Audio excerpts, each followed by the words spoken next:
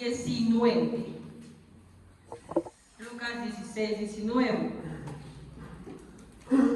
Del 19 al 31. Si alguien, por favor, puede hacerme la experiencia de leer toda la parábola, que se cita del 19 al 31 de manera clara, alta, por favor. No se pierda sus vocecitas en el salón. Cualquiera, por favor, puede ayudarme con eso. Amén. Amén. Lucas 16, 19 al 31.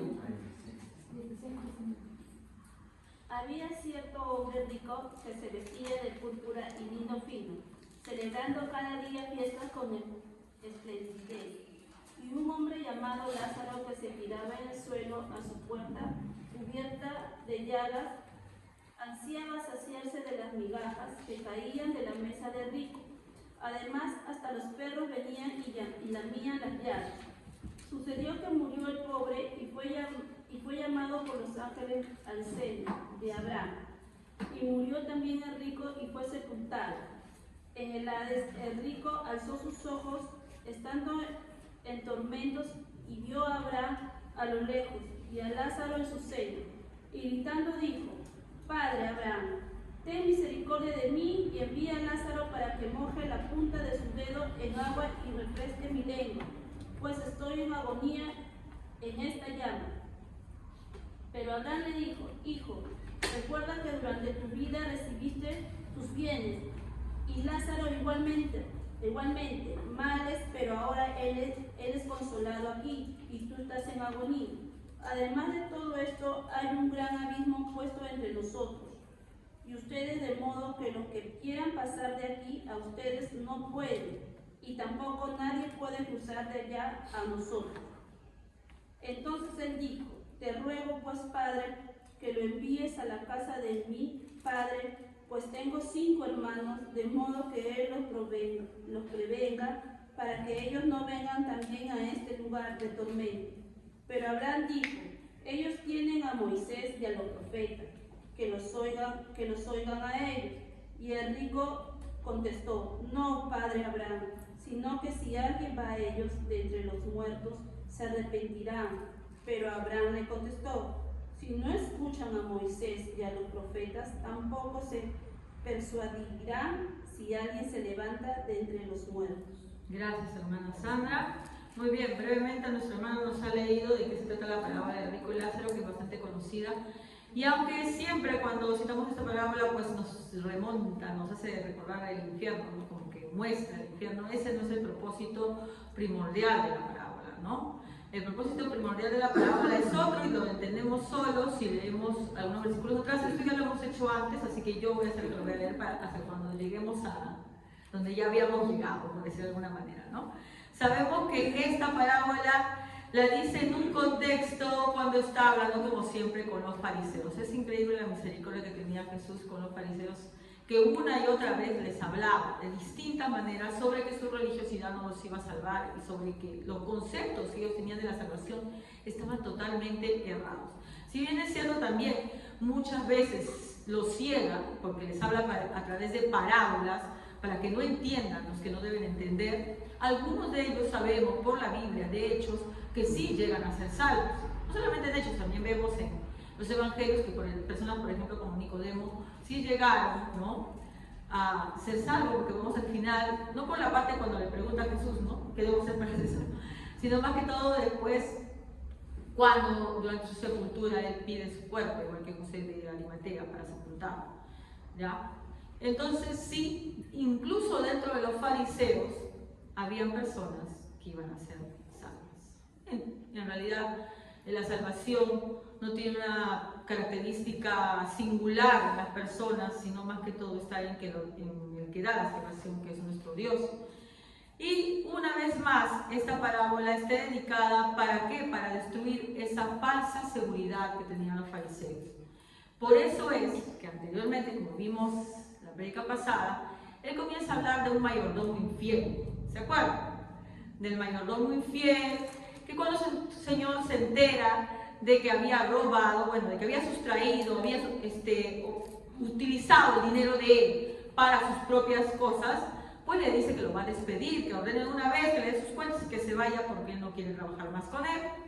Y este astutamente pues utiliza las riquezas de su amo para hacerse amigos y para que cuando sea despedido, ¿qué cosa? Sea recibido por otros, ¿no? Entonces Jesús va a elogiar, no la maldad, obviamente, sino más bien cómo,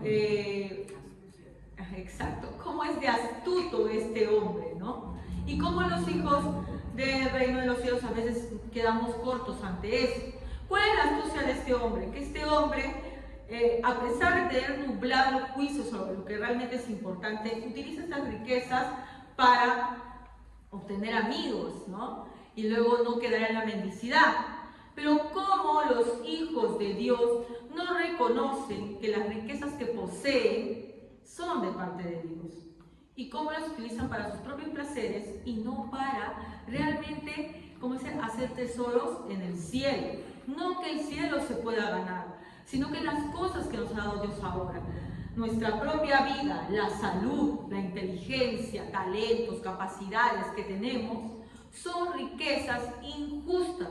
¿A qué me refiero con riquezas injustas?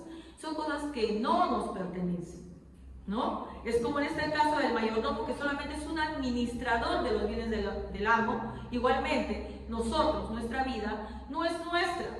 Solamente la estamos administrando por un tiempo, pero vamos a rendir cuentas por lo que hemos hecho con ella.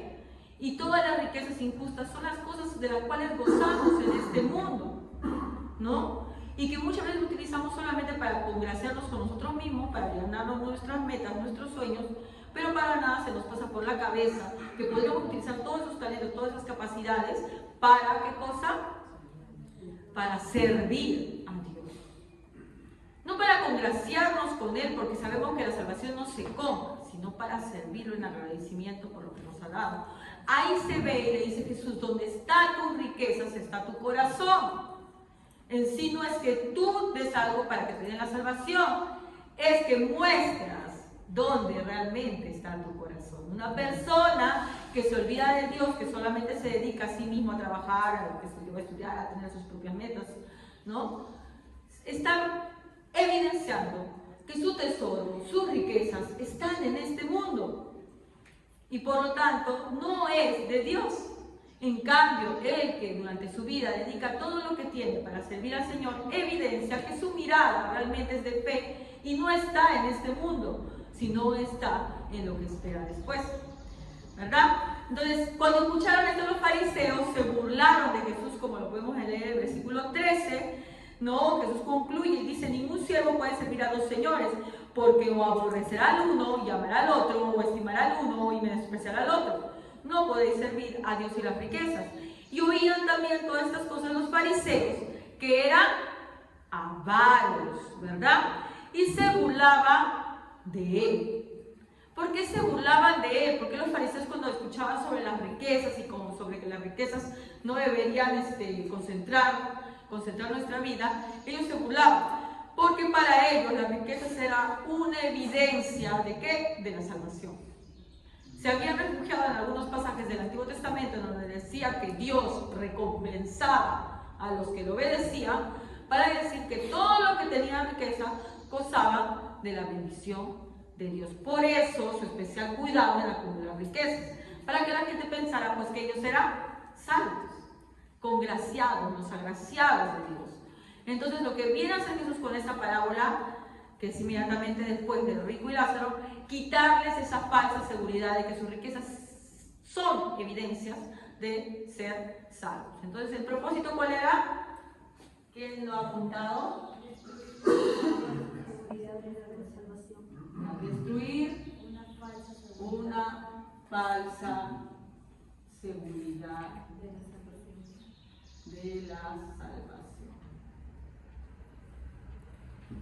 ¿Ya?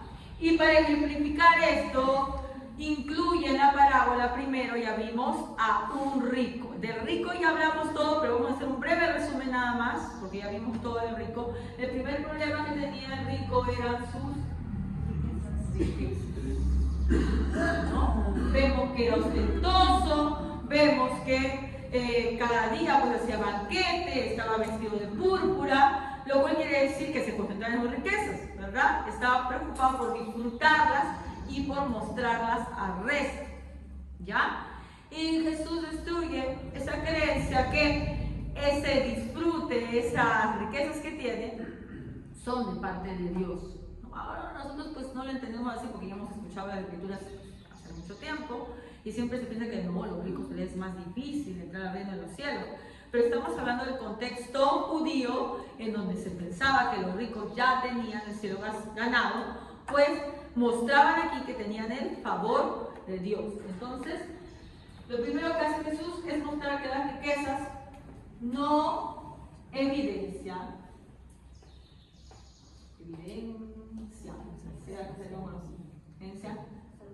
el favor de Dios, vamos a ponerlo, ¿no? El favor de Dios,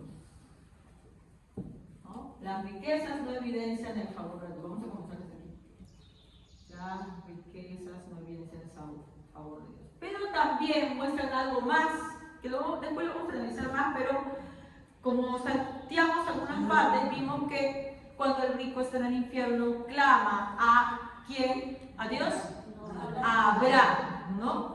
Otra seguridad falsa que tenían los fariseos era pensar que porque eran hijos de Abraham, eran salvos, ¿verdad? Entonces, el ser judío o israelita no evidencia salvación. Incluso muchas veces cuando Jesús le decía, nosotros somos hijos de Abraham, le decía, ¿tú de quién eres, no? Y él decía, pues, que si Dios quería, podría levantar hijos de Abraham hasta de las piedras, que no son nada especial que ustedes sean hijos de Abraham.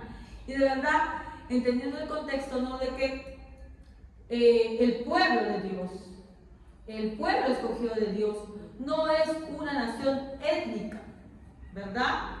Que lo fue en una época, pero que luego, cuando la vida del Señor, este favor se nos expande incluso a nosotros.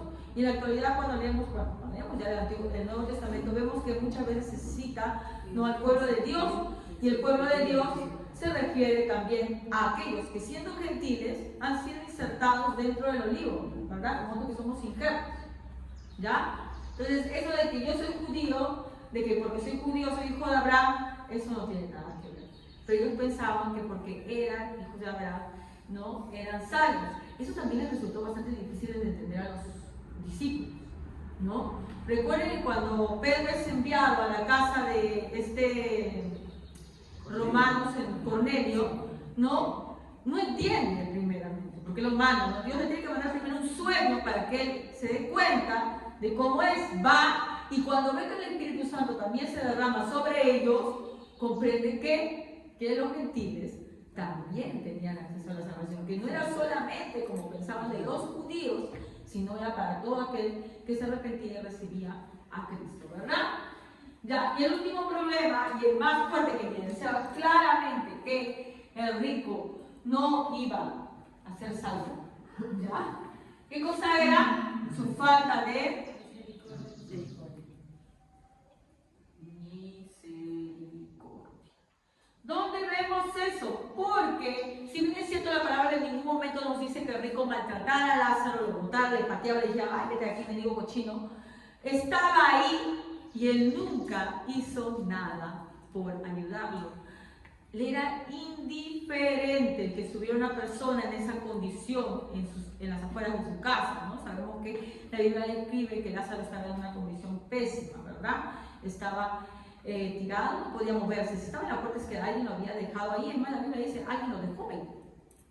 Él ni siquiera había ido ahí, al parecer de alguna manera no se movía, ¿ya? Y hasta los perros llegaban a lamer sus heridas, ¿no? Si lo leemos el versículo 20, había también un mendigo llamado Lázaro que estaba echado a la puerta de aquel lleno de llagas, y ansiaba hacerse las migajas que caían de la mesa del rico, y aún los perros venían y le lamían las llagas, ¿no? Entonces estaba ahí todo el tiempo, y no es que el rico nunca se hubiera percatado de su presencia, porque cuando está en el infierno el rico dice, manda a Lázaro, lo conocía por nombre.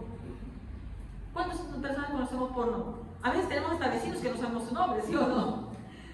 Entonces, para que él supiera su nombre, era que sí se había percatado de su presencia, sabía quién era, sin embargo, no había hecho nada, ¿no? Y la última vez que vimos es que este mendigo puede significar muchas personas, no solamente una persona pobre, a la que obviamente nuestra misericordia nos tiene que invitar a ayudar, sino cualquier persona que no tiene lo más importante. ¿Qué cosa es? La gracia de Dios. Entonces nosotros, que no sabemos que una persona va a ser salva o no, por misericordia deberíamos hacerle conocer la gran riqueza que nosotros tenemos, no de dinero, sino la más grande que tenemos, que es conocer a Dios, ¿verdad? Entonces, así como este rico dejaba a un mendigo a su puerta, muchos de nosotros tenemos un mendigo a nuestra puerta. ¿Qué hermana? No me he dado cuenta que no hay nadie, mi perrito no está afuera. No, ¿a qué me refiero el mendigo a tu puerta? Que conoces a alguien en tu entorno, está pasando dificultad, no estoy hablando solamente física, también física y material, pero puede estar pasando una dificultad espiritual. Puede que no conozca a Dios y tú, que eres rico y lo tienes todo, no eres capaz de ayudar, no eres capaz de hablarle la palabra. Por todo ello, te mereces el infierno. No merecemos el infierno, ¿ya? Porque evidencia de que realmente no hay misericordia en nuestro corazón. Cuando vemos a la gente del mundo y solamente la criticamos, ¿no? Nos molestan los delincuentes, como a mí también me pasa, ¿no? La gente que hace daño, que hace mal, pero en nuestro corazón no se despierta la misericordia, es que no somos hijos de Él, ¿no? Porque la Biblia deja claramente escrito que el que no ama a su hermano, el que no ama no es Él, porque Dios es amor, ¿verdad? Y la mayor evidencia de amor, ¿qué cosa es? Predicar la palabra. Independientemente de que la persona pueda hacer que lo escuche o no, tú le muestres el favor de Dios. Muy bien, y ahora sí vamos a comenzar con Lázaro. No vamos a ser tan largo como el rico, porque en sí, si ustedes se dan cuenta, el personaje principal de esta parábola, ¿quién es? El rico. El rico. Lázaro simplemente es un antagónico. ¿A qué me refiero? Es para que se contraste, para como que cachetear a los fariseos sobre que ustedes piensan que ellos son miserables, ustedes son más miserables. Pero acá el protagonista es el rico, ¿ya? Y vamos a ver algunas características que Jesús le da a Lázaro para que los fariseos se den cuenta de cómo ellos menosprecian a cierto tipo de personas y cómo Dios no piensa igual que ellos, ¿no? Como dice la palabra de Dios también, nuestros pensamientos no son sus pensamientos, ¿no? Están tan lejanos, ¿no? Como el cielo del mar, más aún. Ya, entonces comenzamos con Lázaro. Entonces, dice en el 20, había también un mendigo, hace un momento lo leí, llamado Lázaro. Aquí vamos a hacer un pequeño paréntesis en cuanto al nombre de Lázaro, porque si vemos todos los personajes de parábolas no tienen nombre. Este es el único que tiene nombre, ¿no? Lázaro. Lázaro significa en hebreo que el favor de Dios está contigo o que Dios te ha ayudado. ¿Ya? Ahora, tú ves a Lázaro, ves esa condición y dices, ¿cómo lo ayudó Dios? No, si estaba tan miserable, pero su nombre viene de un nombre antiguo hebreo que significa Eleazar. Eleazar sí hemos escuchado, ¿no? En el Antiguo Testamento también. Entonces, Dios te ayuda significa, ¿no? O Dios es mi ayudador, ¿ya? Entonces, este nombre que le pone Jesús es como ya anunciando que Él era el favorito de Dios, que Él estaba ayudado con Dios, y sin embargo, aunque se pareciera que las personas pudientes tenían el favor de Dios, no lo era así, ¿no? Y luego se va a ver después en lo que le sucede a Lázaro y lo que le sucede al rico, ¿ya? Entonces continuamos y dice que estaba echado a la puerta de aquel lleno de llagas y ansiaba hacerse de las migajas que caían de la mesa del rico, y aún los perros venían y le lamían las llagas. ¿No? Vemos que estaba enfermo de algo, no sabemos de quién. Algunos especulan que podría tener lepra, pero no creo, porque si tuviera lepra lo hubieran botado bien lejos, ¿verdad? Recuerden que los leprosos eran apedreados, hacían de todo para botar porque la gente le tenía miedo. Entonces, este hombre no tenía lepra, porque si no, no me hubieran dejado estar a la puerta. Ahora, ¿cómo es que la gente sabía cuando alguien tenía lepra y cuando era otra cosa? Los levitas, por ejemplo, estaban preparados para identificar lo que era lepra. Si nosotros leemos esta parte que a veces a la gente no le gusta leer, que es Levíticos, ¿ya? Habla de cómo los levíticos eran expertos, como los médicos de los israelitas, e iban y decían, no, a ver, si esta mancha es así, si se pone blanca, si se pone... Y sabían descifrar que una llaga era tal vez por una infección, por un hongo, y por cuál era por lepra. Sí lo sabían. Entonces este hombre no tenía lepra, pues no lo hubieran votado, pero estaba bastante enfermo, ¿verdad? Y dice que ansiaba, ¿no?, comer de las migajas que caían del pan. Un libro que estaba leyendo, un fragmento, no sé si sea cierto en sí, pero decía que muchas veces los ricos, cuando tenían la gente muy pudiente, ¿no?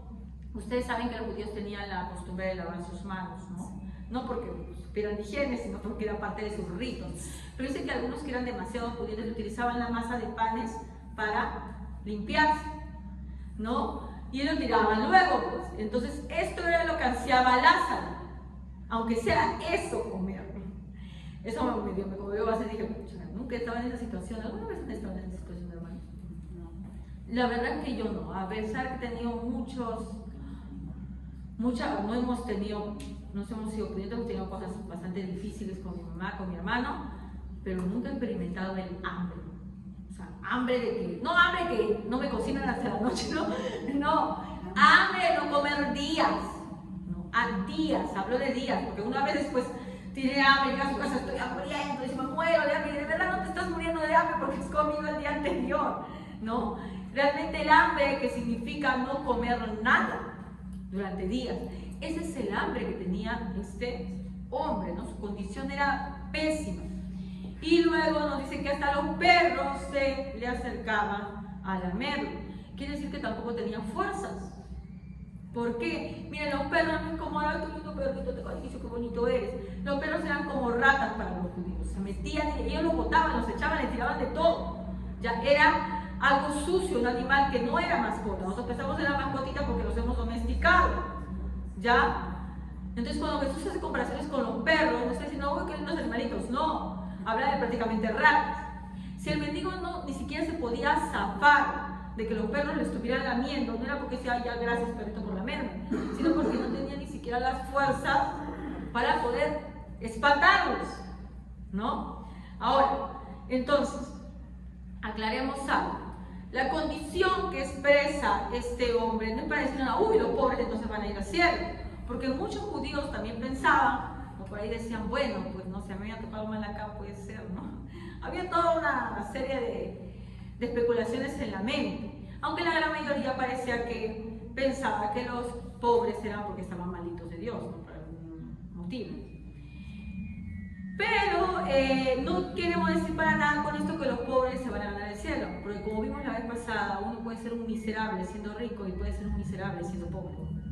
Tú puedes ser tan mezquino siendo rico como tan mezquino siendo pobre, ¿no? Si terminamos de leer la parábola anterior, la del mayordomo infiel, le dice, si en lo poco me eres fiel, en lo mucho me serás fiel, en lo mucho te pondré. Eso quiere decir que cuando nosotros en nuestro corazón pensamos que, yo no doy mucho, no ayudo mucho porque yo no puedo, ese es un pobre pretexto. Si fueras rico, como algunos de nosotros hemos deseado sacarnos la tinca alguna vez en nuestra vida, ¿ya? Si se sacara la tinca mañana el pozo millonario, no sé cuántos millones, cuánto estará, no sé cuánto estará el pozo millonario, igual serías un mezquino. Igual, no importa cuánto dinero tuvieras, la maldad no está en la externalidad de lo que te falta, de lo que careces o lo que tienes, sino en tu corazón. Es por eso que muchos que seguían a Jesús sí tenían dinero, como Juana que tenía dinero, ¿ya? Como la esposa de, ¿cómo se llamaba? Se me fue, de Chuza, gracias. La esposa de Chuza, no sé qué lo dijo, la esposa de Chuza, que tenía dinero, pero era desprendida y ayudaba a la obra del Señor, ¿no? Entonces no estaba en eso, pero cuando se encuentra con el joven rico, ¿se acuerdan? Él sí amaba sus riquezas, por eso es que le dices, déjalo. A otros no les pidió porque no estaban enamorados de su riqueza, a este sí, porque ese era su obstáculo para seguirlo, ¿no? Veíamos también cómo Abraham, cómo Jacob, cómo Isaac tuvieron mucho, pero nunca fue un obstáculo para seguir a Dios, ¿ya? Entonces, una persona que es mezquina en la pobreza, igual lo va a hacer en la riqueza, por si acaso, eso no va a cambiar. Nunca esperemos pues que mejore mi situación para recién hacer algo por algo o incluso por la casa de Dios, porque muchas veces nos consolamos y decimos, bueno, es que yo no doy porque yo no tengo. No, mentira, si tú tuvieras no dieras. O tiras de lo, como dijo Jesús, de lo que te sobrara. Porque se acuerdan cuando entró una mujer muy pobre, una viuda, y dio lo único que tenía. Mira, y ahí, ¿a dónde estaba dando esa señora la ofrenda? ¿A Jesús? Al templo. Y en el templo podemos decir que no era gente que anduviera bien todos, ¿eh? Había gente ahí, pues que eran fariseos, doctores de la ley, que se aprovechaban de la gente y que cosas les robaban también. Pero ahí Jesús no cuestiona dónde va dirigido el dinero. Ahí simplemente alaba el corazón agradecido de esta mujer que a pesar de no tener nada, da lo único que tiene. En cambio van, dice, otros opulentos y dan un montón más, ¿no? Pero Jesús dice que ellos dan lo que les sobra. Y eso no es agradable a Dios, ¿no? Entonces un rico puede decir, ah, pero yo he dado tantos millones. Pero es lo que les sobra. Por eso le digo que si alguien es siendo pobre, mezquino, así tuviera dinero, y supongamos que saque la tinca, y de su pozo millonario de 50 millones de 1.000 soles, 2.000, 100.000 soles, es mezquino. ¿Ves? La mezquindad es en el corazón, no en la cantidad que tengas. Entonces no nos engañemos pensando que volviéndonos ricos vamos a ser dadivosos. Eso no es así. Serás dadivoso comparándote tal vez para la gente externa que te ve, uy, mira, cómo ha dado. Sí, oye, ¿verdad? Como los apóstoles cuando vieron a estos hombres que te daban. Pero para Dios tú eres un mezquino porque solamente das de lo que te sobra. ¿Ya? Entonces, acá la muestra de Lázaro no nos está diciendo pues que los pobres van a heredar el reino de Dios, pero sí está demostrando una condición, ¿ya? Una condición que para los fariseos, recuerden, no olvidemos que esta parábola está enfocada a quitarles la seguridad de la falsa salvación que tenían los fariseos. Entonces, estamos viendo a un fariseo, ¿cómo le puedo hacer ver que lo que él piensa, que sus riquezas no son nada, que su judaísmo no es nada? Muy bien, lo voy a comparar con algo que él detesta. Ellos no podían soportar a los mendigos, por eso es que les duele tanto cuando Jesús se acercaba a ellos. No decir, ¿cómo es posible? Si este fuera un rabino, pues no se acercaría a esta gentuza. Para ellos eran despreciables, así que para darles una lección, les pone lo que ellos más odiaban como los que van a ser salvos. Y entonces él, contra todo lo que ellos pensaban, el rico se fue al infierno y el mendigo se fue al seno de Abraham. Imagínense qué ridículo debió parecer para ellos, qué insultante. Porque a veces hay que desarraigar nuestra mente del pensamiento actual. Nosotros ya le hemos escuchado la palabra tantas veces que, obviamente los ricos se van al infierno porque son unos tacaños. No, para los que estaban ahí fue un golpe. ¿Cómo fue que en un momento de la parábola Jesús dice, no? Y este se fue, ¿qué? No puedes, que no está diciendo que nosotros somos menos que esos, nos está insultando.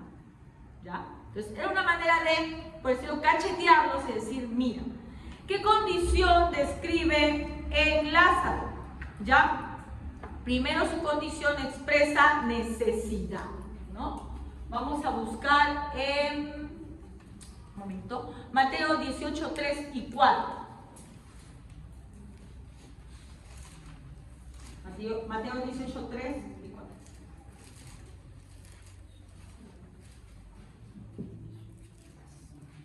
Amén.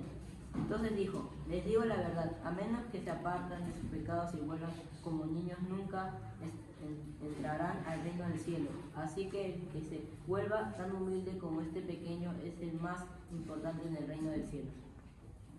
Porque siempre los que van a ser salvos son comparados con gente que no puede, ¿no? que es pobre, que es incapaz, ¿no? Cuando vemos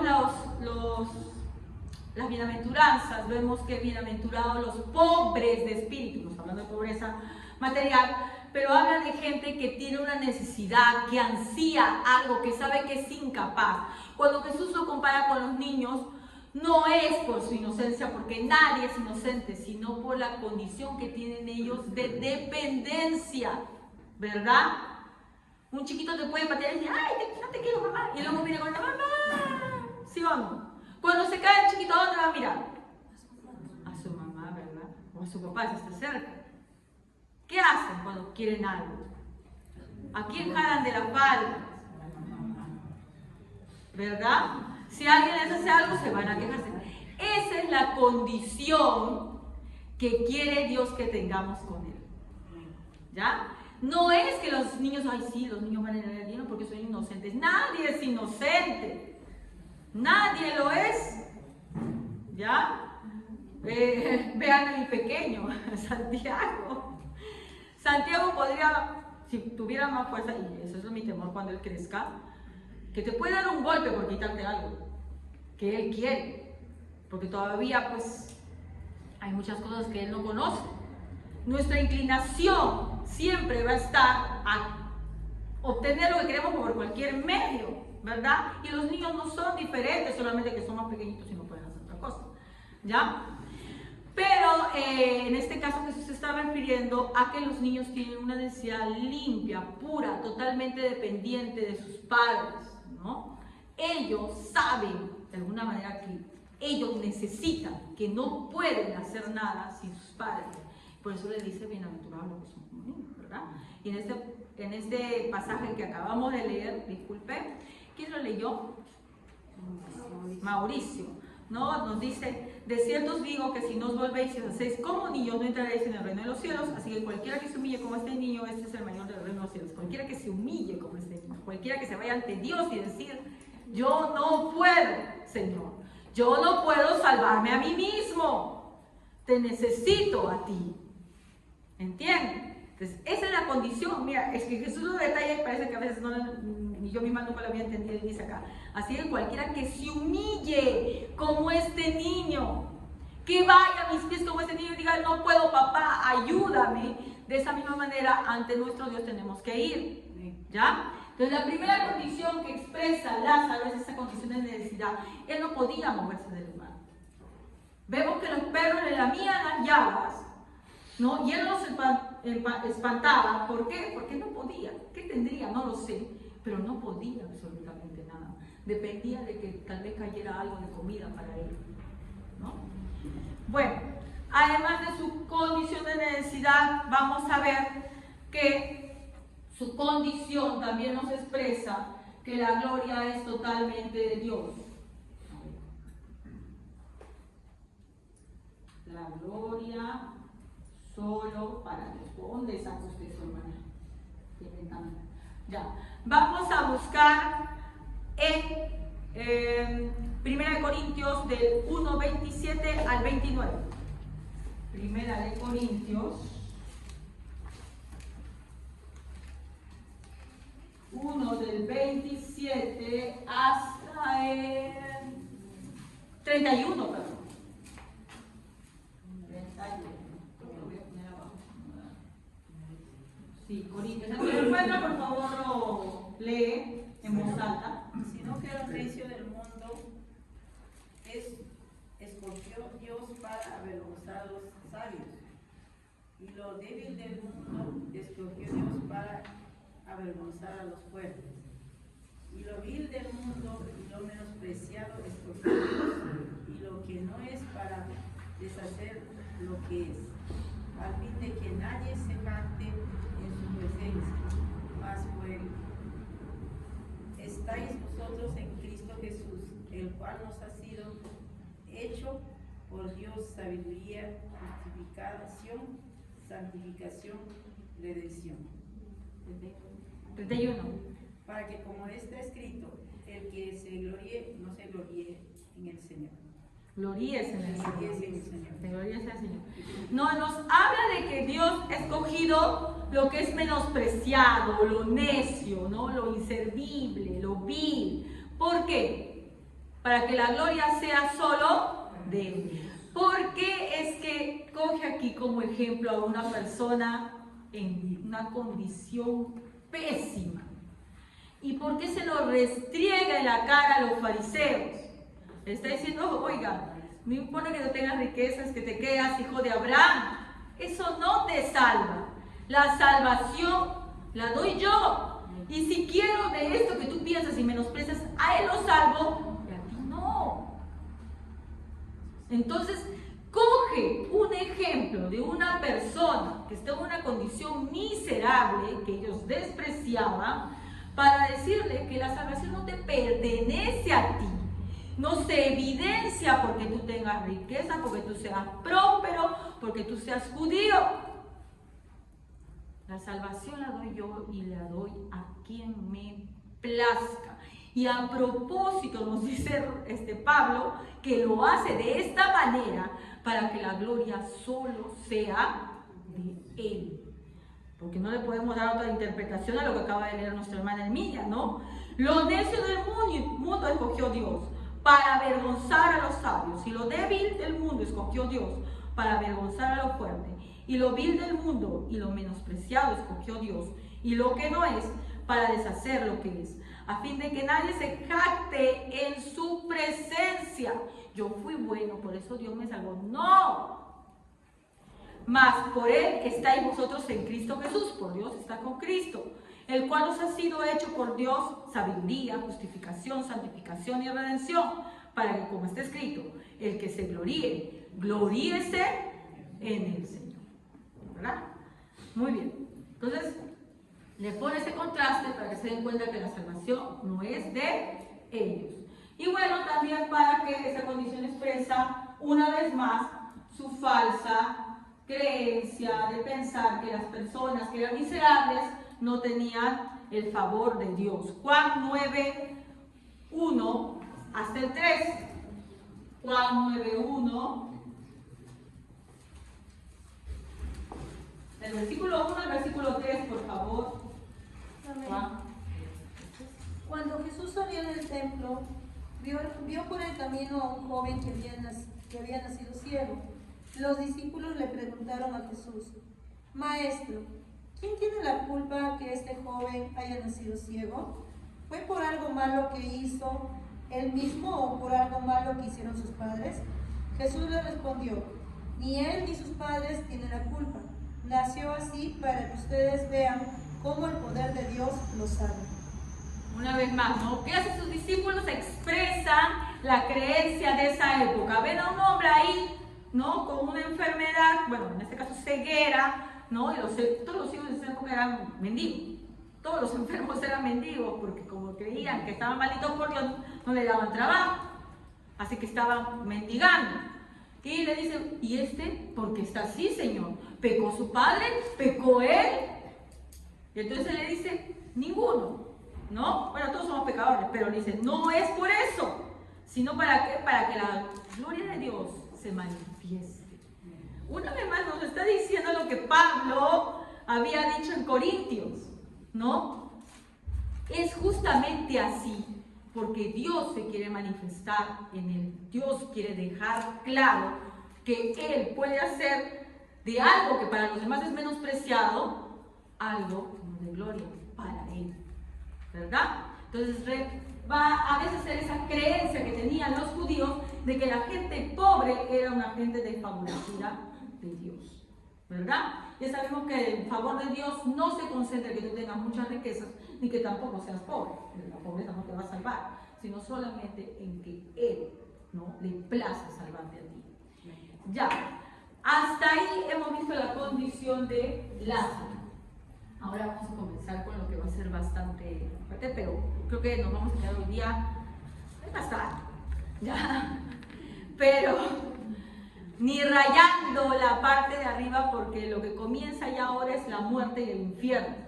Como le dije, el tema profundo de esta parábola en sí no es que explícate, uy, que fue el infierno, ¿no?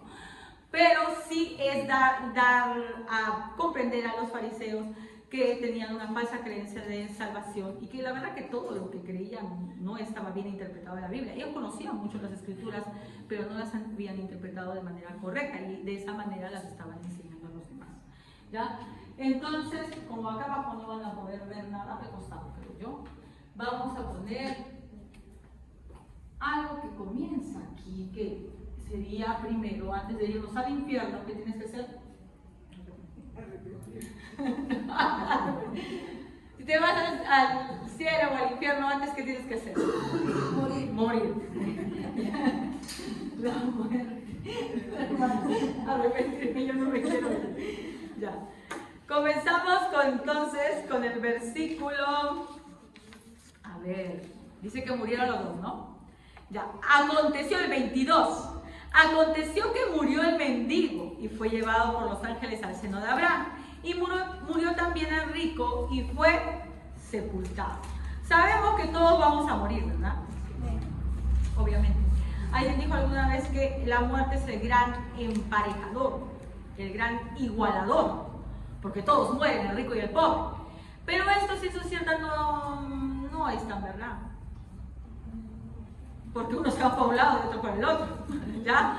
Así que tal vez en la condición que todos morimos sea igualador, pero lo que pasa después de la muerte, más bien da una gran distancia, una gran diferencia entre lo que sucede a unos y a otros.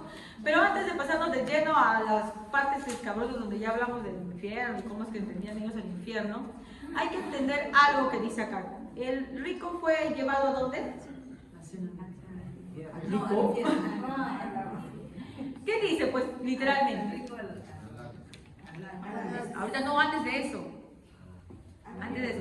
El 24:13 dice, ¿verdad? Fue sepultado. El rico, ¿verdad? Fue sepultado. ¿Dónde se fue? Todavía no sabemos. Al hueco. Se fue a hueco, se fue a la sepultura, ya, a la tierra. Por lo general en tierra ahora también los incineran, los ponen en nicho. Bueno, se fue ahí donde tenía que. ¿Ya? ¿Y se llevó algo? No, nada. No se llevó nada. Ni siendo el Señor recipante vas a llevar algo. ¿Tú entiendes todo? Contigo todos tus bienes, todo se queda acá. Lucas 12:20.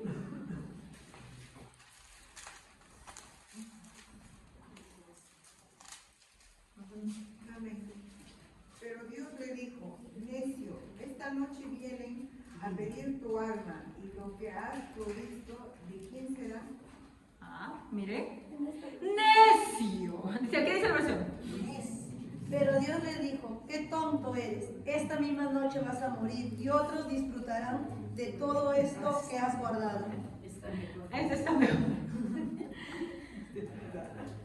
Acá la condición de muerte también nos hace ver algo que él previamente, nuestro Señor estaba hablándole a los fariseos y no lo entendían. ¿Dónde está tu riqueza? Donde está tu riqueza está tu corazón. Si es que tu riqueza está en lo que está en este mundo, te aviso, no te lo vas a llevar. Por gusto es que te estés gastando. Y hay gente que dedica su vida a acumular, ¿verdad? ¿Qué voy a hacer? ¿Qué negocio haré para ganar más? ¿Qué tendré para tener una casa más grande? Para comprarme un carro más nuevo porque te cabe medio viejo. Yo no digo que no queramos mejorar, porque también muchos nos critican a los cristianos que, no, es que ustedes son conformistas. No es eso. Dios provee. Dios nos da. Y no tenemos que ser ociosos tampoco, ¿eh? Pero lo primero, ¿quién está primero?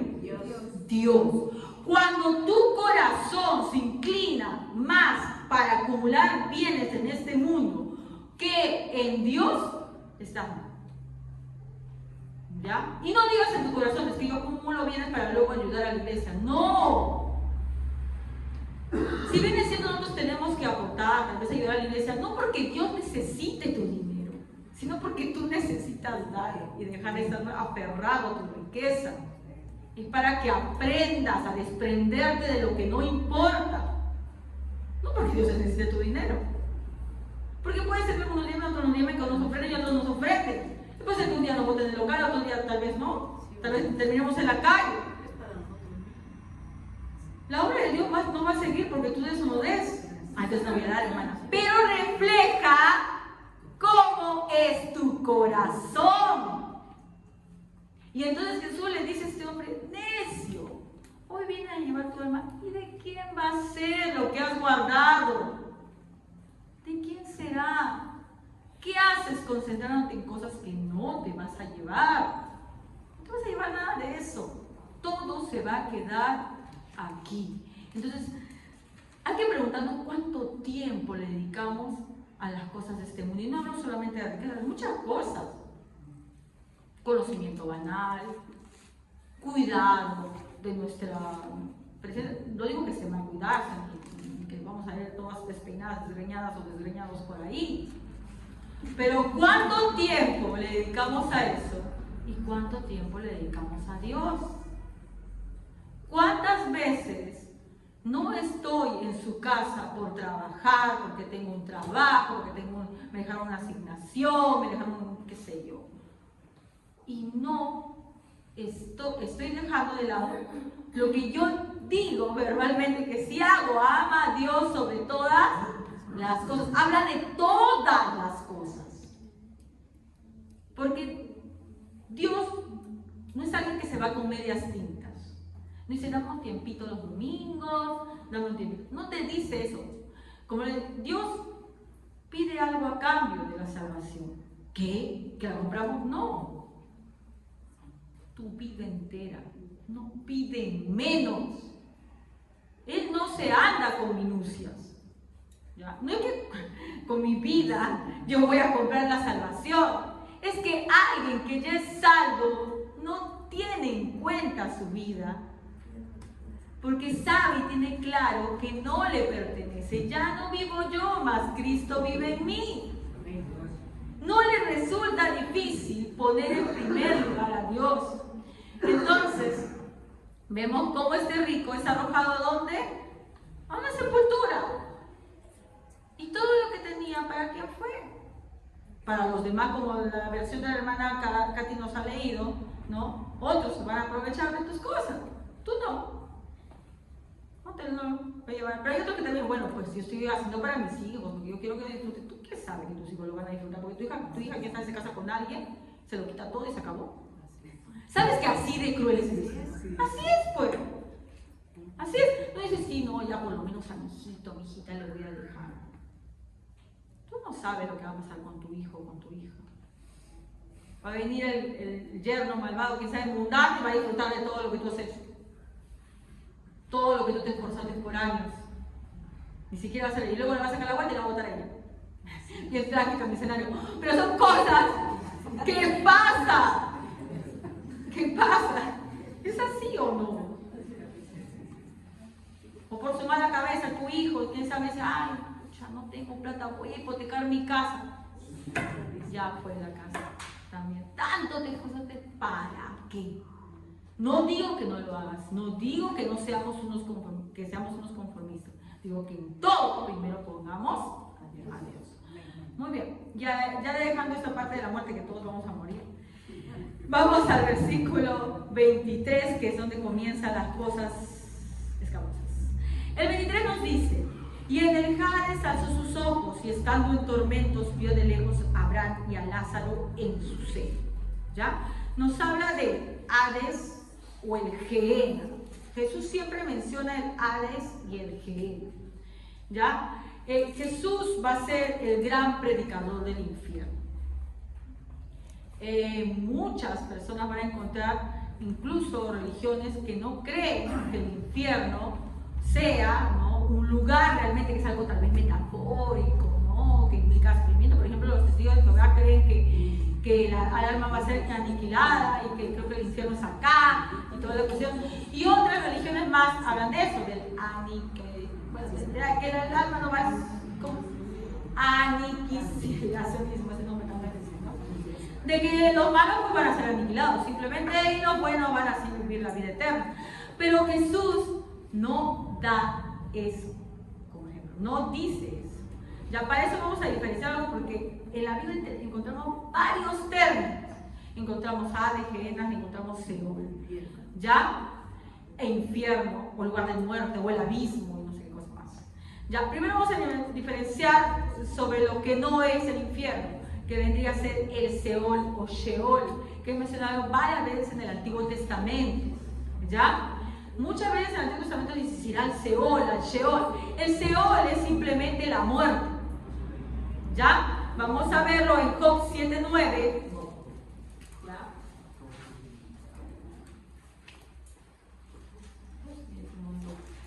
Job 7:9, por favor, el que lo encuentra.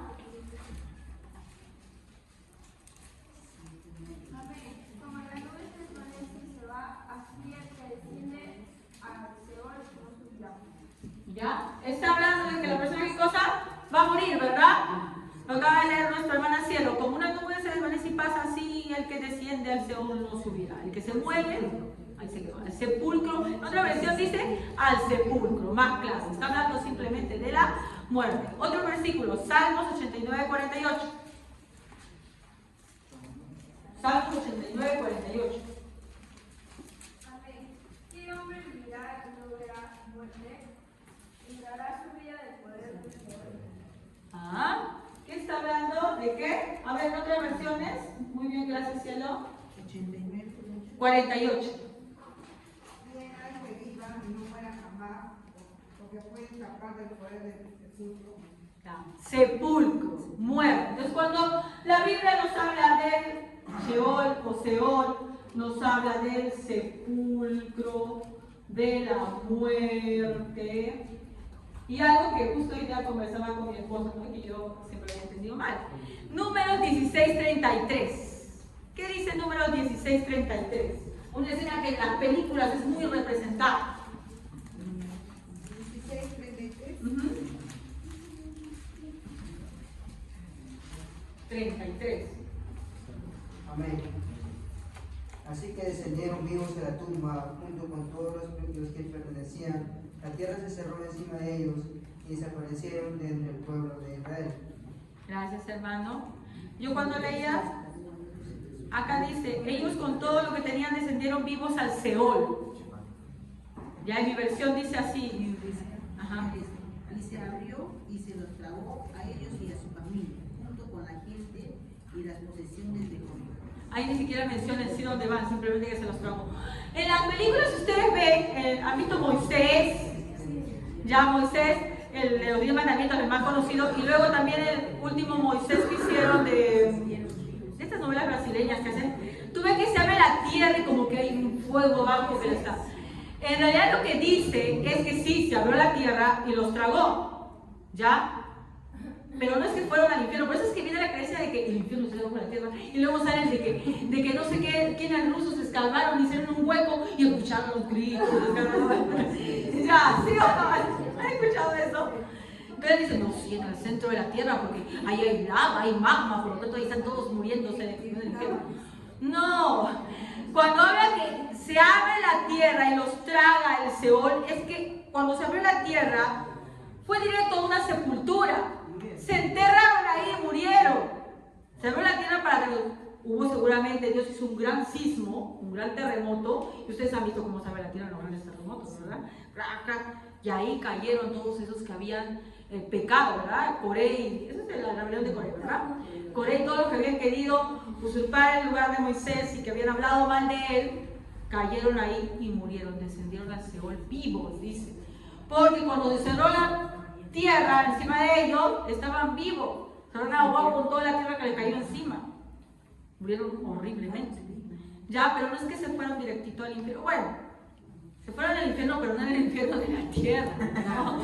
Ya, sino que fueron al infierno, ¿ya? Entonces, el Seol, cuando lo vamos a ver muchas veces escrito en el Antiguo Testamento, significa sepultura o muerte, ¿ya? Entonces, Seol lo dejamos un ratito por ahí y ya vamos ya al Hades o el Gehenna. Ya, en la traducción que ustedes tienen que dice Hades, abismo, Gehenna, infierno de frente, ya fue práctico. ¿Ya? Tumba, ¿no? No, en el de Versículo 23.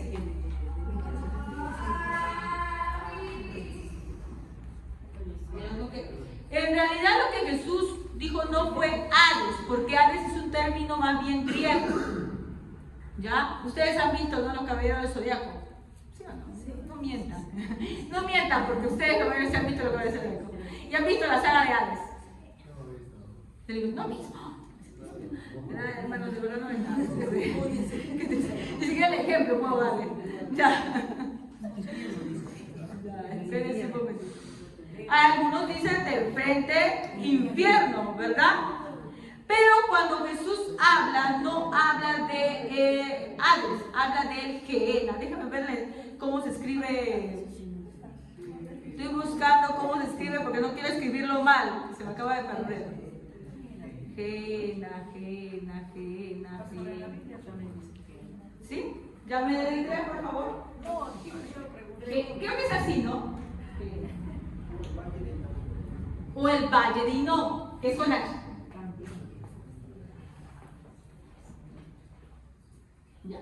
Esto, ustedes recuerden que Jesús hablaba arameo y que el Nuevo Testamento fue traducido al griego, también no, fue hecho, escrito en griego, ¿verdad? Griego. Entonces, ¿los griegos en qué creían? Los ciegos también tenían ideas sobre lo que era el infierno, ¿verdad? Pero cuando Jesús hace su comparación con el Gehenna o el Valle de Hinnom, se está refiriendo, ¿no?, como un ejemplo, como una metáfora, de lo que los judíos sí conocían. Los fariseos, cuando escuchan esta parte, saben claramente a qué se refiere con el Gehenna, ¿ya? Ustedes saben que los judíos siempre se desviaron de obedecer a Dios. En vez de obedecer a Dios, se iban por otros dioses, ¿sí o no? Y llegaron al punto de sacrificar sus hijos al dios Moloch, si no me equivoco, ¿no? Este ídolo tenía sus manos así extendidas y le ponían ahí sus hijos para que se quemaran vivos, ¿ya? Sonaban tambores para que no se escuchara los ruidos de llanto de los bebés cuando estaban siendo incinerados. Muy bien, esto se hacía en un valle, que era el Valle de Hinnom o el Gehenna. Ya, ahí es donde hacían eso. ¿Dónde lo podemos ver eso? Vamos a buscar en Jeremías. A ver, Jeremías 7:31. Jeremías 7:31. Amén. Además construyeron altares de Tofet en el valle de Hinnom para quemar a sus hijos e hijas. Algo que yo nunca les ordené ni pasó por mi mente. Algo que es abominable, que ni lo pueden pensar. ¿Cómo es posible que ellos hubieran quemado sus hijos, ¿no? Y ahí cita justamente el valle de Ben Hinnom, que es el valle donde hacían estas tonterías los judíos, ¿ya? Otro pasaje más que nos habla de este valle nefasto es mismo Jeremías 19, del 2 al 6. A ver. Jeremías.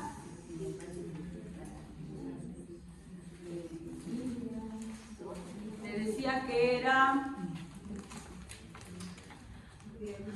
19 del 2 al 6. 19. Y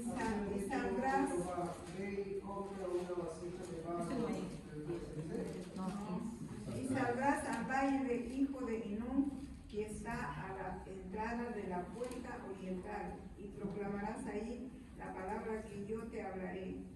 Dirás pues, oíd palabra de Jehová, oréis, Judá, moradores de Jerusalén, así ha dicho de los hijos de los...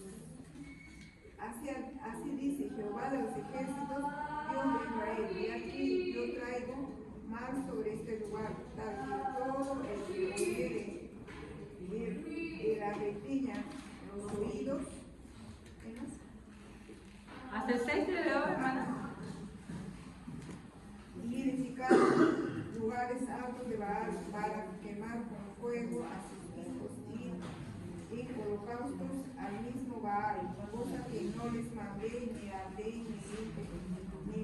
ni vino al pensamiento. Ahí está. Entonces ahí le dice a Jeremías que vaya a ese valle, ¿no? Y les diga que ¿qué es lo que están haciendo? ¿No? Les diga lo que les va a esperar por estar quemando a sus hijos, ofrendándolo a estos ídolos. Pues aparece un rey llamado Josías, que es uno de los pocos reyes que siguieron a Dios, de los pocos, porque casi no hay, ¿ya? Y cuando Josías aparece, manda a destruir este lugar. Vamos a ver qué hace Josías en 2 de Reyes 23:10. Josías.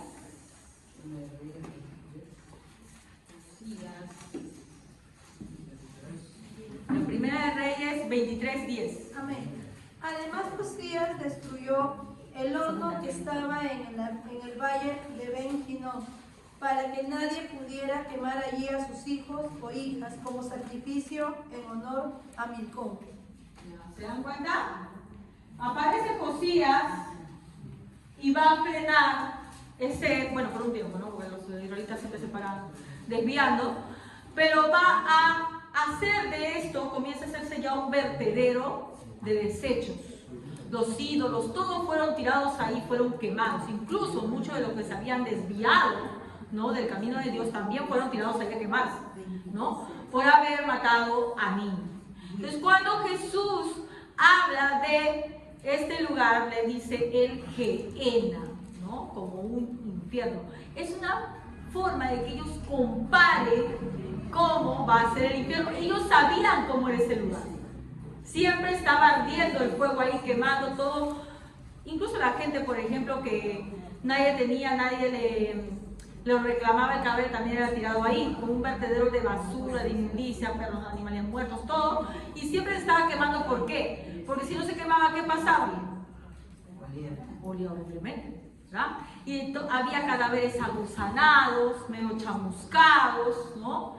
Les brinda esta escena para que más o menos su mente llegue a pensar cómo sería el infierno, ¿ya? Ahora, la figura del infierno está escrita en el Antiguo Testamento. ¿Qué sabían los fariseos del infierno? ¿Sabían que había un infierno? ¿Conocían que había un infierno? ¿Qué pensaban que pasaba después de la muerte? La verdad es que Jesús llega a clarificar muchas cosas. Si bien es dentro del Antiguo Testamento, vamos a ver algunos indicios, son muy tenues.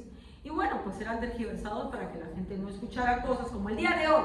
La gente le gusta hablar del infierno.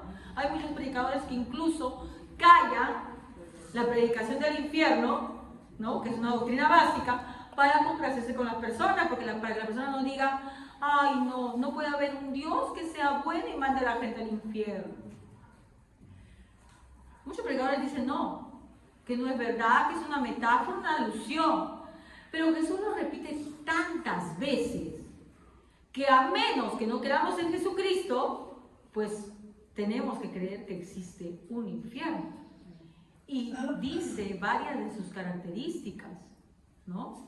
Mientras que los fariseos tenían simplemente una idea de lo que podía ser, por lo que se describe en el Antiguo Testamento, algunos versículos que sí citan muy tenuamente, Jesús nos trae todo con dibujitos, como dicen, así de claro, para que no quepa ninguna duda de cómo era el infierno, ¿ya? Entonces, en la época de Jesús, recordemos algo, había dos grupos, saduceos y fariseos. Hay una diferencia primordial entre los dos. Los saduceos creían en la resurrección. ¿Se acuerdan de eso? Saduceos y fariseos. Los saduceos no creían en la resurrección y los fariseos sí creían en la resurrección. Los saduceos eran aniquilacionistas. Ellos decían: no, morimos y ya terminó todo. Por eso es que a los saduceos incluso les fue más difícil seguir a Jesús que a un fariseo. Porque el fariseo sí creía, ¿qué cosa? En la resurrección. Igual se acuerdan que una vez Pablo ¿no? De que cuando lo han arrestado, se da cuenta, miren qué astuto era Pablo, él sí seguía los consejos de Jesús. Y cuando ve que estaban saduceos y fariseos ahí, comienza a decirles algo de la resurrección para que se comiencen a pelear entre ellos y se olviden de él. ¿Ya? Porque los saduceos y fariseos tenían esa gran diferencia. ¿Ya? Los fariseos sí creían en la resurrección y pensaban pues que sí había una vida después de la muerte, pero no estaban muy clarificados en cómo iba a ser esto. ¿no? Algunos pasajes bíblicos que hablan sobre más o menos esto, va a ser Daniel 12:2. A ver. ¿Qué dice Daniel 12:2?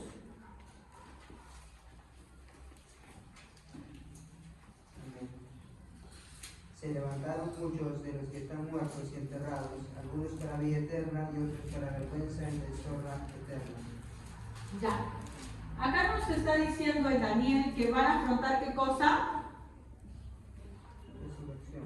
No, pero que van a afrontar las personas que no han estado con Dios, que no son... Una vergüenza. Vergüenza, ¿verdad? Ya. Vemos pues que se van a levantar, dice, del polvo de la tierra, serán despertados, unos para vida eterna y otros para vergüenza y desprecio perpetuo. Ya sabemos que va a haber algo acá, pero no da más indicios, ¿no? Dice vergüenza y desprecio, ¿no? Nada más. Pero vamos a encontrar otro pasaje más donde también nos habla de esto. Isaías 66. Isaías 66 del 22 al 24.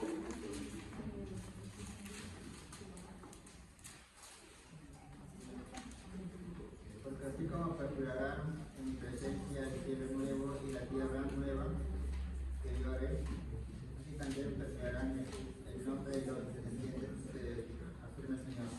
Sucederá que de una nueva a otra y de un sábado a otro, toda la humanidad vendrá a postrarse ante mí, dice el Señor. Entonces además contemplarán cadáveres de los que se rebelaron contra mí, porque no morirá el gusano que lo devora, ni se apagará el fuego de los que me consumen. Los cultivos serán a toda la humanidad. Ya, acá es un poquito más, habla más de lo que va a pasar. Pero igual no quedaron bien, dice, porque como los cielos nuevos y la tierra nueva, la nueva tierra que yo hago permanecerán delante de mí, dice Jehová, así permanecerán vuestra descendencia y vuestro hombre. Si tenían una noción que iba a haber un cielo nuevo y una tierra nueva, ¿verdad? Y de mes en mes y de día en día reposo vendrán todos a orar delante de mí, dijo Jehová. Esos serían los que han sido salvos, ¿verdad? Y luego, aquí dice, y saldrán y verán los cadáveres de los hombres que se rebelaron contra mí, porque su gusano nunca morirá, ni su fuego se apagará, y serán abominables a todo hombre. Ya habla de que un gusano que no muere, ni también un fuego que nunca se apaga, ¿verdad? Pero no dice más. Dice que son cadáveres, que están ahí, pero no sabe que los cadáveres estén conscientes o no. Es una alusión bien metafórica. Recordemos que los profetas dicen pequeñas cosas que ellos van viendo, pero imagínenlo verlo así, tú como que no entiendes muy bien de qué se trata, pero lo escriben tal como lo ven, ¿ya? Dice que hay cadáveres de hombres que se rebelaron contra mí, esto vendrían a ser los que van al infierno, porque su gusano nunca morirá y ni su fuego se apagará, y serán abominables a todo hombre, pero lo describen como cadáveres. Entonces esto podría decir, uy, esto está a favor del aniquilacionismo, que los están muertos ahí. Y como había esta creencia, los fariseos sí creían en la resurrección. Recordemos que iba a haber una resurrección y que les iban a dar cuerpos nuevos, sí, pero la idea del infierno no la tenían bien. Ellos pensaban como, si leemos textualmente aquí, no ahondamos, decimos, bueno, pues sí, estos malvados van a estar quemándose ahí, pero son simplemente cadáveres. Jesús viene a darles otra visión, ¿entiendes? Los judíos en la actualidad pues creen parecido a lo que creían los fariseos en esa época, no creen como nosotros, ¿ya? Y algo en que le habla a Jesús sobre esto es también Marta. ¿Se acuerdan Marta cuando su hermano Lázaro ha muerto? Nos da a ver la enseñanza que ella tenía. Miren, en Juan 11:21, vamos rapidito, Juan 11:21 para ver qué nos dice Marta sobre lo que ellos pensaban que podía pasar luego de la muerte. 11:21, por favor. Señor, le dijo Marta a Jesús, si hubieras estado aquí, mi hermano no habría muerto. 22. Pero yo sé que aún ahora Dios te dará todo lo que le pidas. 23. Tu hermano resucitará, le dijo Jesús, yo sé que resucitará en la resurrección resurrección en el día final, respondió Marta. Hasta ahí. ¿Era consciente de la resurrección? Sí. Yo sé que va a resucitar en el día final. Claro que ella estaba pidiendo otra cosa. Miren que ella sí estaba ahí pidiéndole a Jesús que lo resucitara, porque le dice, yo sé que te va a dar Dios todo lo que tú pidas, ¿no? Dice, pero tú sabes que va a resucitar. Y le dice, bueno, sí, dice Marta, ¿no? Yo sé que resucitará en la resurrección en el día postrero. Y ahí pues Jesús le da pues una cátedra de lo que es resurrección. Le dijo, yo soy la resurrección y la vida. Quien cree en mí, aunque esté muerto, vivirá. Y todo aquel que vive y cree en mí no morirá eternamente. A ver, lo vuelvo a leer. ¿Ya? Miren, porque en las cosas que dice Jesús, hay cosas que debemos ir sacando porque nos va dando índices de cómo va a ser también. Acá nos habla de qué le va a pasar a los buenos, es cierto. Pero también está diciendo qué le va a pasar a los que no creen en Él. Miren, leamos de nuevo el 25, ¿ya? El 24, desde el 24 al 25. Marta le dijo, yo sé que resucitará en la resurrección del día postrero. Le dijo Jesús, yo soy la resurrección y la vida. El que cree en mí, aunque esté muerto, vivirá. Y todo aquel que vive y cree en mí, no morirá eternamente. Esta muerte murió y quedó ahí en la nada. Eternamente. Está refiriendo que es algo eterno. ¿Por qué los gusanos que veía Isaías no se morían? Porque había que comer, hermano. ¿Por qué el fuego nunca se apagaba? Si ya se... Tú supongamos, ¿no? Nos dice, ya, todos los malos se van a ir, ya listo, los quemamos, quemados, ya están. Los quemas, tal vez esa incineración dure un mes, 2 meses, 1 año, pero va a dejar de arder, ¿sí o no? Porque en algún momento se van a consumir todos los cadáveres, ¿o no? Porque dice que esos gusanos no se morían ni el fuego, Isaías lo dice en el Eterno, porque no se estaban muriendo los cadáveres. Y cuando Jesús dice no morirá eternamente, quiere decir que hay una muerte eterna, que no termina de ser, nunca. ¿Ya? Entonces por eso este es uno de los versículos, y vamos a ver muchos más, que nos habla de las condiciones del infierno, y que por más que para muchas personas sea duro entenderlo y pensar de que no, un Dios bueno no puede andarnos. Recordemos que el infierno no fue hecho para el hombre, fue hecho para Satanás y sus ángeles. Pero todos los que no creen en Dios también irán ahí. ¿Ya?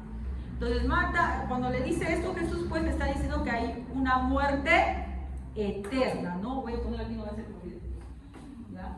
Esto es en el Nuevo Testamento. Nuevo Testamento. Pero solamente aquí Jesús nos habla de esto. No, nos habla muchas veces más de este lugar horrible, ¿verdad? A ver, vamos a buscar Marcos 9:43 al 47.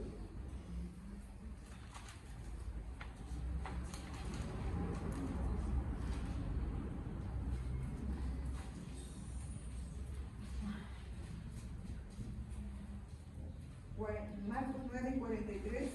Sí, Marcos 9:43 al 47, por favor, en voz alta. Si tu mano te fuera ocasión de caer, corta.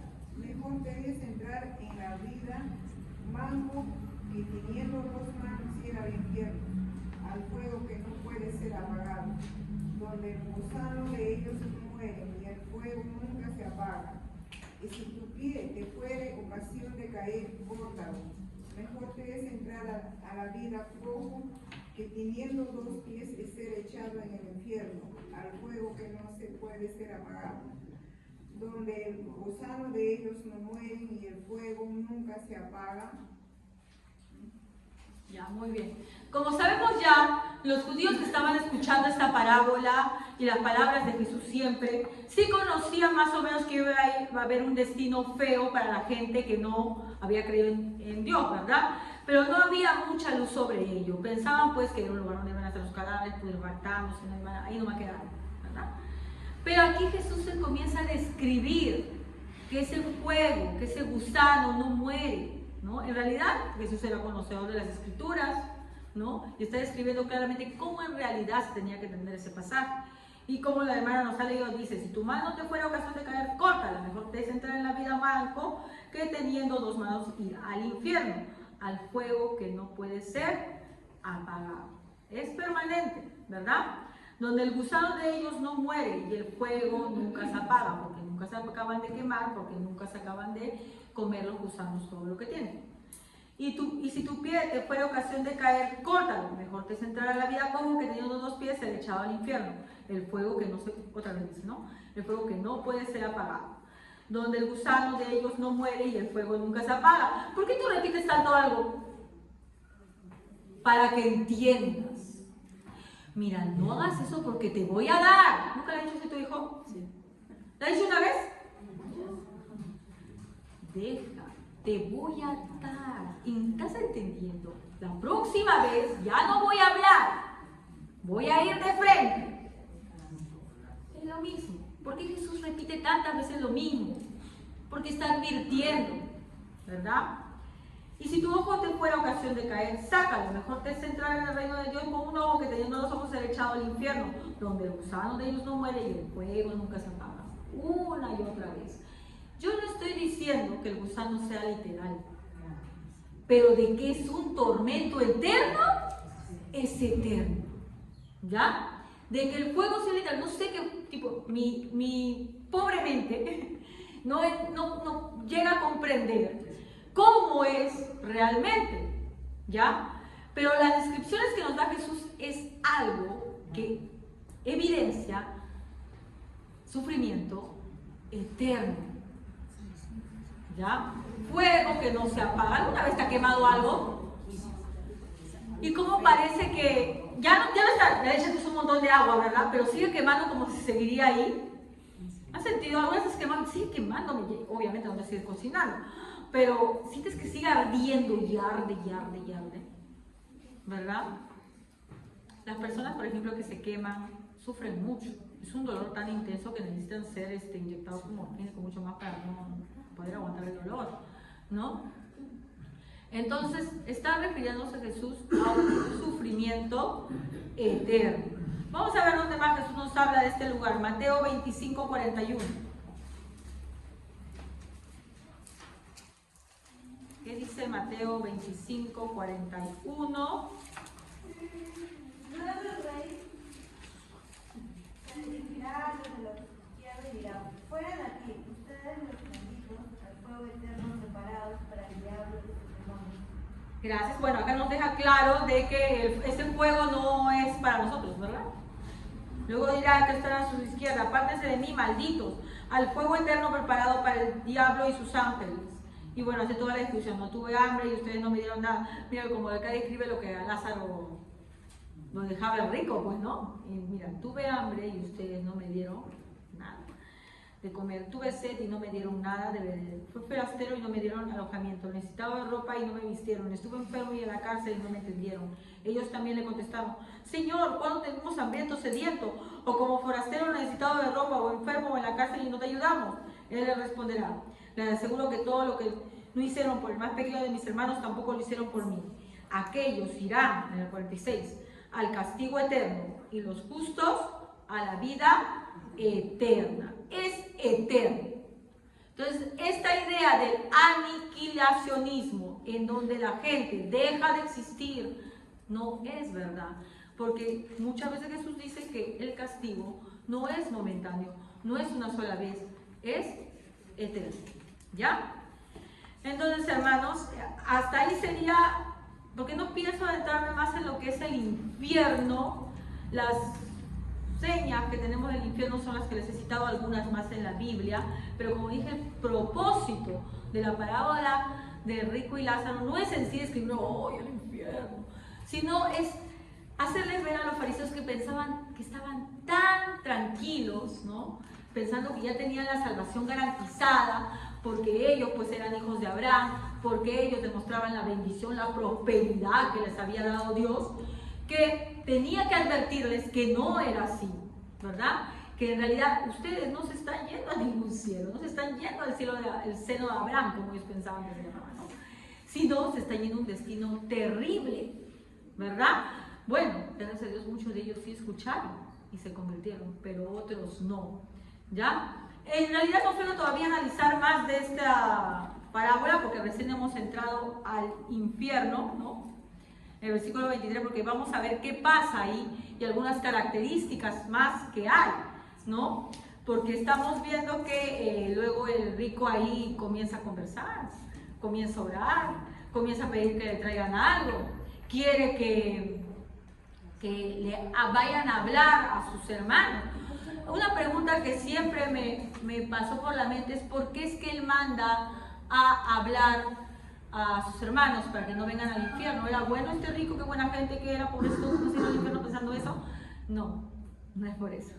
Ya en sí, la forma que he estudiado hay dos cuestiones por las cuales el rico manda para que sus hermanos no sean llevados, no sean traídos a ese lugar de tormento, ¿ya? Y ninguna de las dos tiene que ver por su gran misericordia y por su gran bondad, porque él era bueno, pues recordemos que no se trata de que tú porque eres bueno, eres malo, vas al infierno, vas al cielo. Toda la gracia, todo el poder de salvación es solamente de Dios. La maldad, la bondad, lo que sea bueno solamente hay uno, es Dios. La poca muestra de bondad que podamos tener en este mundo no nos pertenece, es de Dios, porque separados de Él, nada podemos hacer. Entonces ahí lo vamos a analizar un poco más de qué se trata esta parte. Pero antes de concluir, vamos a donde habíamos leído, ¿no? En Juan 11, 25. ¿No? Más que pensar mucho que hay muchas iglesias, hermanos, que dicen, invitan porque hay alguien que ha tenido un sueño profundo y ha visitado el infierno, ¿no? Y nos describe esta forma, esta idea, esta ansia, ¿no? Porque es ansia, creo yo, de buscar cómo es el infierno y cómo será. Es muy humano y ha existido todo el tiempo, ¿no? Desde los griegos que no conocían al Dios verdadero, ellos ya especulaban de cómo sería ese lugar, ¿no? Luego en la Edad Media vemos a la Divina Comedia de Dante Alighieri describiendo los infiernos, ¿no? Para cada tipo de pecado incluso. Entonces, el hombre siempre ha estado especulando cómo va a ser este lugar, ¿ya? Pero en realidad nosotros no deberíamos estar tanto especulando en eso, sino adentrarnos más bien en lo que dice este versículo, ¿no? Jesús le dice a Marta que está preocupada porque su hermano está muerto, y ella sí creía que Jesús podía hacerlo, ¿no? Que está diciendo, lo puedes resucitar tú, pero le dice algo que es mucho mejor que resucitar a alguien de los muertos, que le dice, yo soy la resurrección y la vida. El que cree en mí, aunque esté muerto, vivirá. Eso es donde debemos concentrarnos. No quiere decir que no analicemos, que no estudiemos el infierno, que no sepamos, que no queramos enfermar. No está mal, ¿ya? Pero no concentremos nuestra vida en teorías del infierno, que alguien soñó y fue al infierno y vino a contarnos cómo era. Eso es mentira, son falsedades. Nadie, Dios no mandaría nada al infierno para que luego venga a contarnos. ¿Qué tiene eso? Si la misma Biblia en esta parábola nos dice, aunque alguien se levantara del infierno, no le creería. Y le dice a Abraham y a los profetas, tienen. ¿Por qué le dice eso? Moisés, perdón, de los profetas. Puede hablar y no se concentra en lo más importante. Aunque un muerto resucitara, no le harían caso. Lázaro resucitó, ¿le hicieron caso? Lo querían matar, dicen los fariseos, para que no se supiera que Jesús había resucitado a alguien.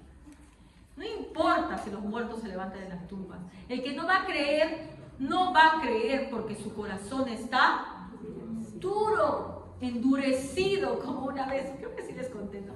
Escuché a un teólogo y a un ateo. Este teólogo es conocido, se me ha ido su nombre, ¿ya? Pero le decía, ¿no? El ateo le refutaba y por último el que estaba haciendo el debate le dice, pues no, bueno, pero entonces ¿tú qué debería pasar para que tú creas en Dios? Le dice, a ver, ¿para qué tú crees en Dios? ¿Qué requisito quieres tú? Entonces, él le dice, bueno, pues no, si Dios se apareciera como una figura enorme en el cielo, ¿no? Y dijera, hey, tú con su nombre, ¿no? Tú has sido malo, ¿no? Y ahora te vas a ir al infierno. Entonces ahí tal vez creería, dice él, como en son de burla, ¿no?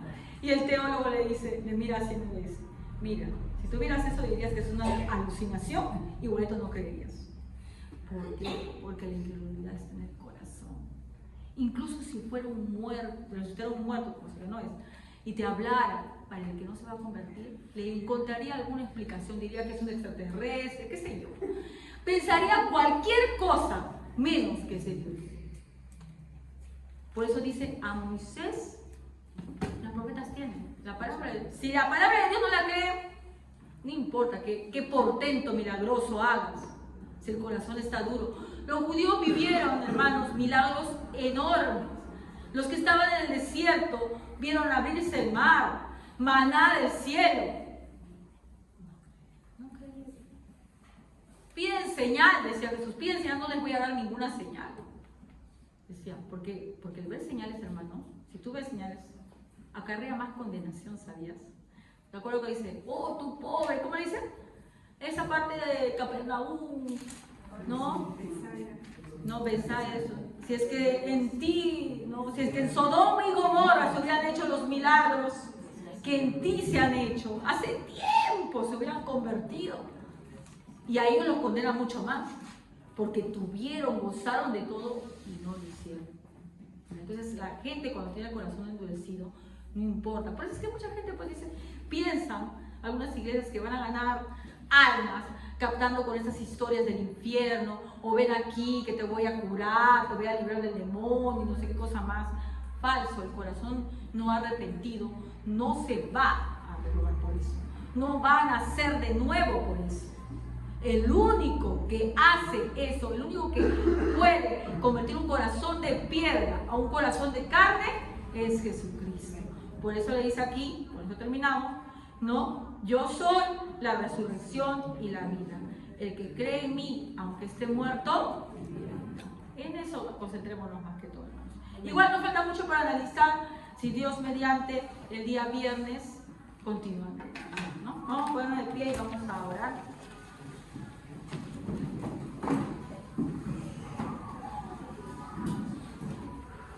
Padre amado, Padre bendito, gracias te damos, Señor, por favor y misericordia.